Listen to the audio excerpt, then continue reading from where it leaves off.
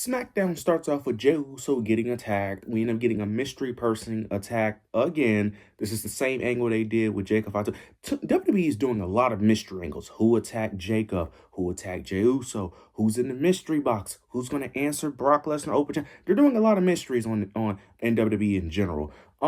Jey Uso gets attacked. No one knows who attacked him. He's getting replaced in an elimination chamber.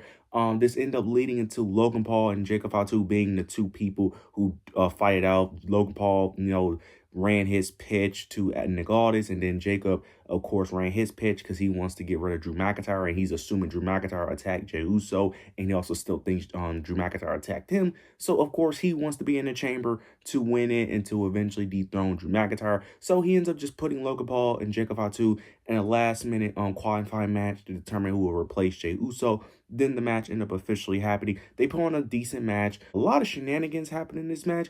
You end up getting Division. You end up getting Division interfere. You end up getting the Masked Man. The Masked Man ended up making his return. He tried to interfere in the match, but then eventually Logan Paul ended up revealing the Masked Man, and it ended up being some random guy that no one knows. So don't really know what to do here. Some people are saying it's a fake. Some people are saying that they're done with the whole Vision storyline. Who knows? Very shocked how they went with this too, because there was a moment where Logan Paul low blowed Jacob, hit his finisher, the finishing punch, and hit a frog splash, and Jacob still kicked out, which I thought was a bit ridiculous, but I understand it. But Logan Paul still ended up picking up the victory towards the end, if I'm not mistaken. So, yeah, Logan Paul, I don't know why I'm saying if I'm mistaken. Logan Paul did still end up picking up the victory because Drew McIntyre interfered at the last minute, hits Jacob out too with the championship belt, and Logan Paul picked up the victory. So I'm not even worried that Jacob didn't get in the chamber, because just by that alone, that's going to add more fuel to the fire, because once Cody or Randy win the chamber tomorrow,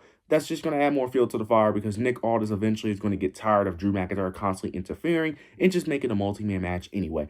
Logan Paul is in this. I know a lot of people are going to hate on it, but look, you guys was going to hate out the way. You guys hated Jey Uso being in it. So they took out Jey Uso most likely because you niggas was going to hate on it, because he was going to yeet in the chamber, so they took him out here.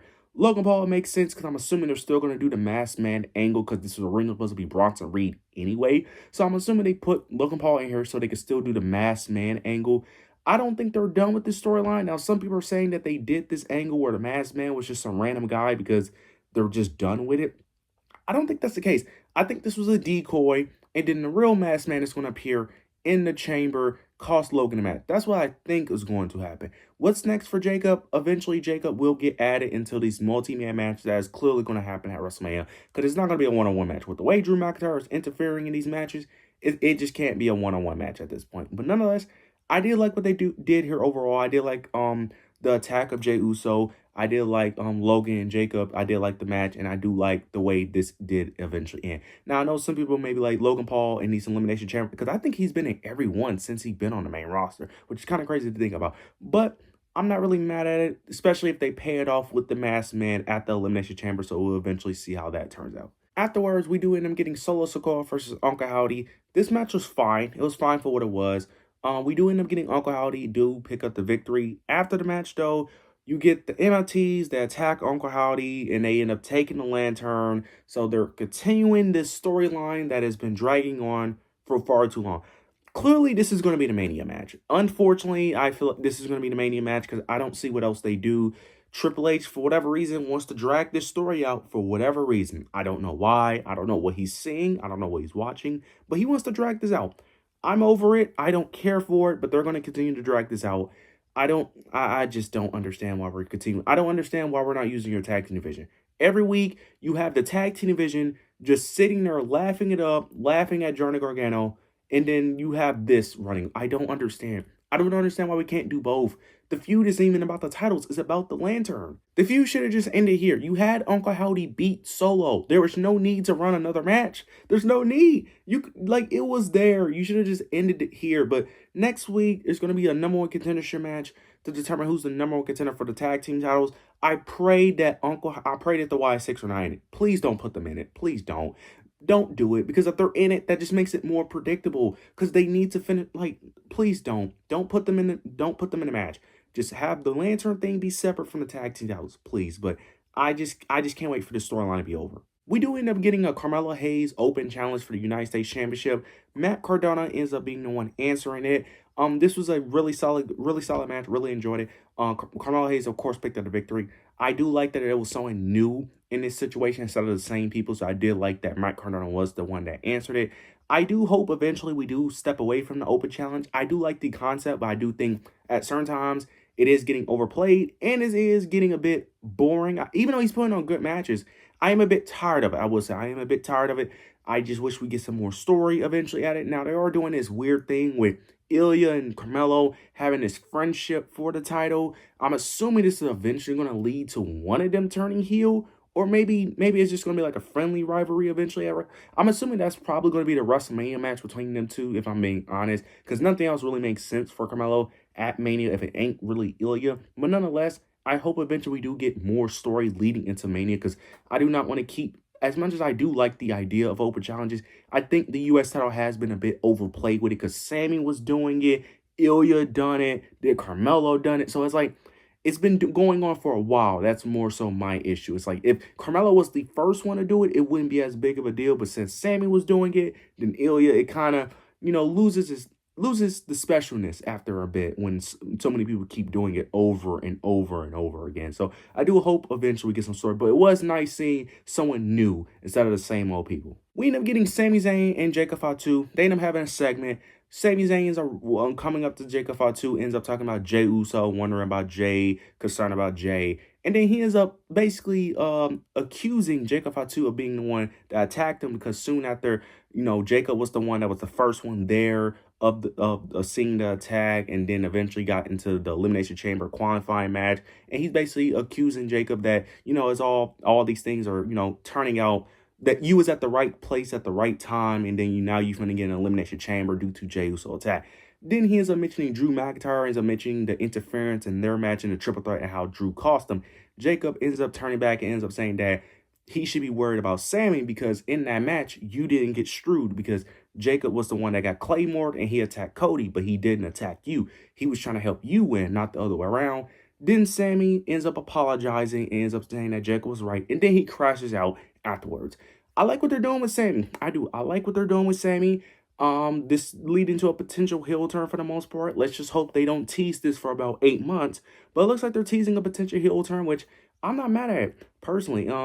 I don't see him. I don't know what he does at WrestleMania. Personally, if they add him into the world title match, I would actually love it personally. Not because I'm biased, but I think you could tell a great story. Add him to the world title match potentially, right? Have him cheat to win, officially doing the heel turn there, and have him become world champion by cheating. I think it's a perfect story. Plus, you have plenty of baby faces. Cody, Randy, Jacob, like even Drew, even though Drew's a heel, but they don't like each other. Like, you could tell some stories there, to be honest with you, if Sammy was world champion as a heel. I think it would be perfect. But I know that's not happening, but interesting. Also, there's rumors speculating that he potentially is the one that attacked Jey Uso. Wouldn't be mad at that idea at all. That would be a very interesting concept as well. So I actually like what they're doing here. Plus, if Sami Zayn turn heel, we can finally get people stop bitching and complaining about him all the time, because everyone keeps complaining about his character. If he gets a new character, I don't want to see no one complain about Sammy again, because he gets a new character, he's doing something new. Even though I could name like 90% of the roster who's been doing the same gimmick for like 4 years, but Sammy's the only one that gets hate for it. But nonetheless, I did like this segment overall. I'm really excited to see what they do with Sami Zayn. Now, we end up getting Jordan Grace versus Candice Ray. Now, I wasn't going to mention this match, but I need to mention this because what the fuck are we doing with Johnny Gargano? Like, it is getting ridiculous at this point, because I know this story that they're doing isn't going to lead to shit. They're really just doing this because they have nothing for him. That's really it. That's the real reason why they're doing this gimmick of him just being this sad, pathetic loser who doesn't want to move. That's the real reason why they're doing this. They have nothing for him because DIY is not a thing, because Tommaso left. So Johnny Gargano is by himself. This isn't going to lead to anything. You're not about to convince me that he's going to get his confidence back. What? He didn't do what? He's not going to win a title. So it's like, this is clearly not going to lead to anything. So it's like, why are we doing this in the first place?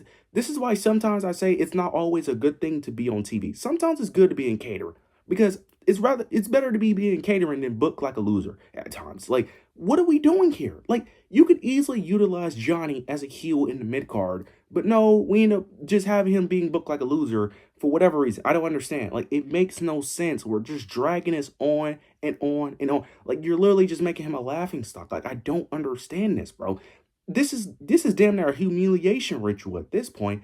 I don't know if his contract's coming up. I don't know if they're trying to tank his stock. I don't know. Maybe Candace and Johnny are finna go to AEW. I don't know at this point, but the way they're booking him is ridiculous. I didn't expect him to be booked well, but to go this far to make him just like this pathetic loser, like I don't understand. Like I just feel like it's going a bit too far. I don't understand it, especially because this is a weekly thing. But this is something I could see them definitely dragging out for like 8 months and then doing nothing with it. But we'll see how this plays out. But I just think this is ridiculous. We get the women's tag team championship match between Rio versus the Irresistible Forces. This was a really good match.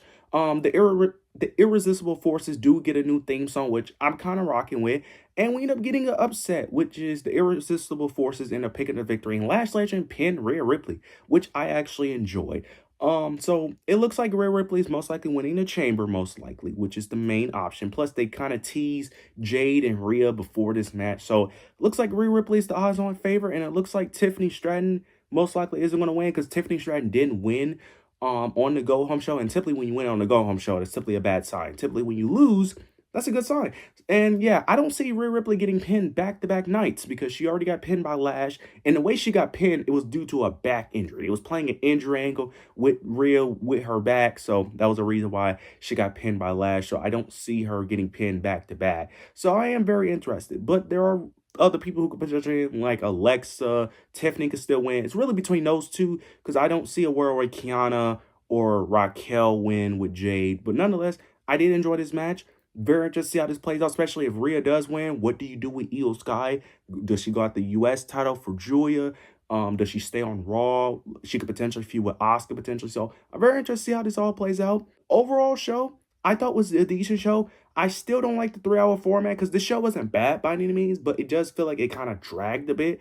There are certain things that could have been left out, like Tiffany versus Kairi Sane, even a Jordan Grace match. Like certain things didn't need to happen. I just felt like it was just wasting time. Like this definitely could have just been a 2-hour show in my opinion. That's the only problem with these 2-hour SmackDown. They're not bad shows. They're just dragging a bit, if I'm being honest, which kind of ruins the show a bit. But overall show, I thought it was fine. You guys let me know your overall thoughts and opinions down below. Make sure to like, comment, subscribe. Make sure to hit the notification bell so you don't miss any of my content. But yeah, that's it.